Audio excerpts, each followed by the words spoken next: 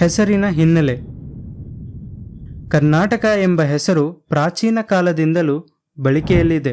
ಇದನ್ನು ಕರುನಾಡು ಎಂದು ಕರೆಯುತ್ತಿದ್ದರು. ಕರ್ ಪ್ಲಸ್ ನಾಡು ಅಂದರೆ ಕಪ್ಪು ಮಣ್ಣಿನ ನಾಡು. ತಮಿಳಿನ ಶಿಲಪ್ಪದಿಕಾರಂ ಪ್ರಾಚೀನ ಕೃತಿಯಲ್ಲಿ ಕರುನಾಟ್ ಎಂಬ ಶಬ್ದದಿಂದ ಕರ್ನಾಟಕ ಎಂದು ಕರೆದಿರುವುದು ತಿಳಿದುಬರುತ್ತದೆ. ಕರುನಾಟ್ ಎಂದರೆ ಉನ್ನತ ಅಥವಾ ಎತ್ತರದಲ್ಲಿರುವ ನಾಡು ಎಂದರ್ಥ.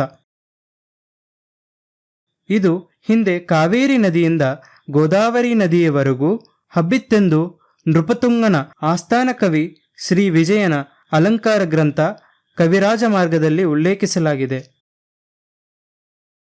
ಸ್ವತಂತ್ರದ ನಂತರ ಭಾರತವನ್ನು ಅನೇಕ ರಾಜ್ಯಗಳನ್ನಾಗಿ ವಿಂಗಡಿಸಲಾಯಿತು. ಮೈಸೂರು ಅರಸರ ಒಡೆತನದಲ್ಲಿದ್ದ ದಕ್ಷಿಣದ 9 ಜಿಲ್ಲೆಗಳನ್ನು ಒಳಗೊಂಡು 1953ರಲ್ಲಿ ಮೈಸೂರು ರಾಜ್ಯವು ಉದಯವಾಯಿತು. ಅನಂತರ ಭಾಷಾವಾರು ಪ್ರಾಂತ್ಯಗಳಾಗಿ ವಿಂಗಡಿಸುವಾಗ ಬಾಂಬೆ, ಹೈದರಾಬಾದ್, ಮದ್ರಾಸ್ ಹಾಗೂ ಕೊಡಗು ಪ್ರಾಂತ್ಯಗಳಲ್ಲಿ ಹಂಚಿ ಹೋಗಿದ್ದ ಕನ್ನಡ ಭಾಷೆ ಮಾತನಾಡುವ ಜನರ ಪ್ರದೇಶಗಳನ್ನು ಒಟ್ಟಾಗಿ ಸೇರಿಸುವುದರಿಂದ 1956ರ ನವೆಂಬರ್ 1ರಂದು ವಿಶಾಲ ಮೈಸೂರು ರಾಜ್ಯ ಅಸ್ತಿತ್ವಕ್ಕೆ ಬಂದಿತು. ಇದರ ಸವಿನೆನಪಿಗಾಗಿ ಪ್ರತಿ ವರ್ಷ ನವೆಂಬರ್ ಮಾಹೆಯಲ್ಲಿ ರಾಜ್ಯೋತ್ಸವವನ್ನು ಆಚರಿಸಲಾಗುತ್ತಿದೆ. ಕನ್ನಡಿಗರ ಅಭಿಲಾಷೆಯಂತೆ ನಮ್ಮ ರಾಜ್ಯವನ್ನು ಕರ್ನಾಟಕ ಎಂದು 1973 ನವೆಂಬರ್ 1ರಂದು ಮರುನಾಮಕರಣ ಮಾಡಲಾಯಿತು.